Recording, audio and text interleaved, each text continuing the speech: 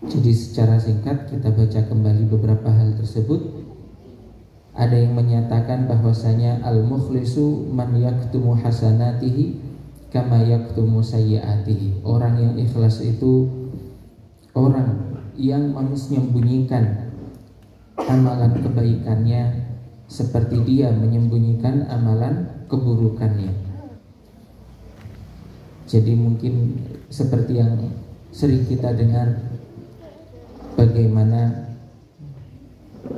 Nabi Muhammad SAW menjelaskan, hatta la ya'lamu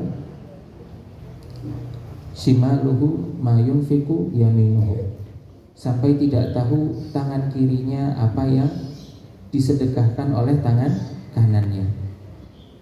Kemudian ulama yang lain menyatakan al-ikhlasu faqdu ru'yatil ikhlas.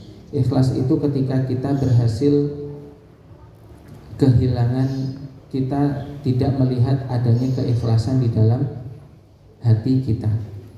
Fa inna man syahada fi ikhlasihil ikhlas faqad ihtaja ikhlasuhu ilal ikhlas.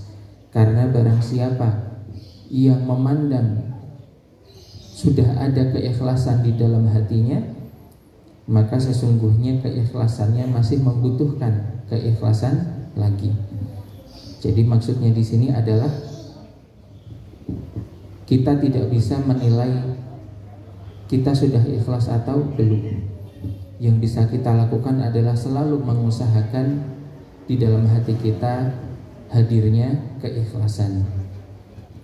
Kemudian disebutkan oleh yang lain, takhlisun niyati alal umali asyaddu alaihim min jami'il a'mal. Bahwasanya keikhlasan itu, mengikhlaskan niat itu adalah amalan terberat yang diperintahkan kepada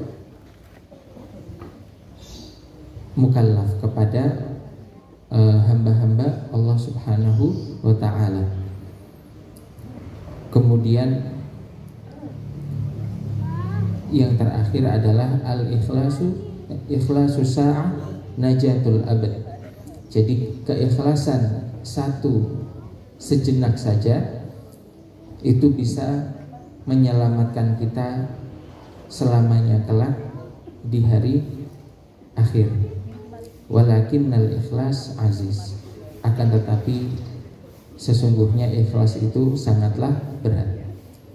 Jamaah sekalian yang dirahmati Allah Subhanahu wa ta'ala, kemudian kita berpindah kepada bab yang setelahnya. Masih belum terlalu jauh dari pembahasan tentang ikhlas, yaitu pembahasannya adalah tentang hakikatun niyah wa fadluha, tentang hakikat niat dan keutamaan dari niat tersebut.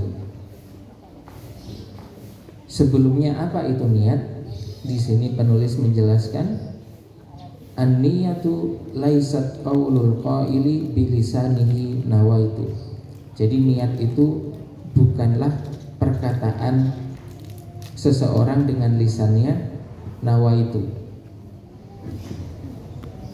Sehingga di sini kita bisa simpulkan bahwasanya niat itu tidak perlu dilafalkan.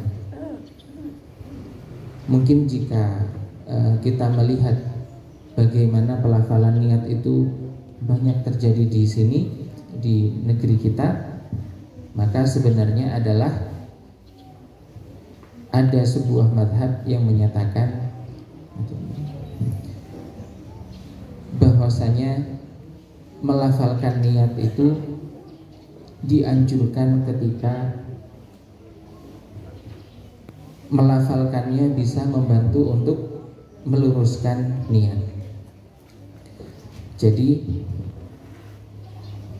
ketika seseorang melafalkan sesuatu, melafalkan apa yang dia ingin laksanakan, itu bisa membantu untuk mengkalibrasi atau meluruskan kembali apa yang ada di dalam hatinya.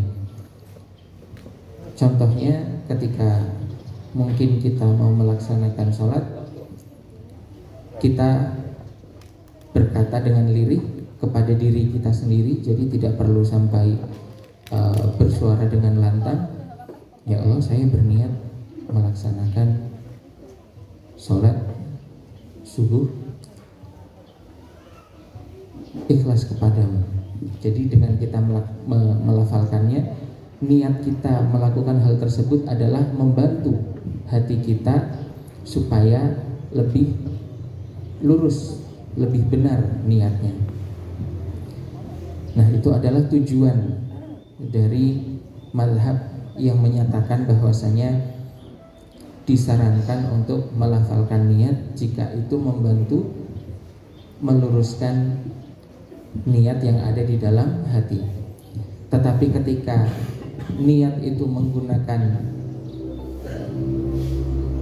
misalnya menggunakan bahasa Arab yang kadang kita sendiri tidak memahami maknanya, maka esensi atau sebab dianjurkannya pelafalan tersebut menjadi tidak ada. Kan tadi dianjurkan kalau itu bisa membantu kita meluruskan hati kita. Tetapi jika kita hanya melafalkan saja dan itu sama sekali tidak membantu, bahkan kita sampai tidak memahami artinya sama sekali, maka penganjuran tersebut menjadi tidak berlaku. Oleh karena itu, jika kita memilih untuk mengikuti anjuran yang disarankan oleh mazhab Syafi'iyah, jadi yang menganjurkan untuk melafalkan jika itu bisa meluruskan niat itu adalah mazhabnya Syafi'iyah. Itu disarankan baiknya itu kita memahami terlebih dahulu apa yang kita lafalkan.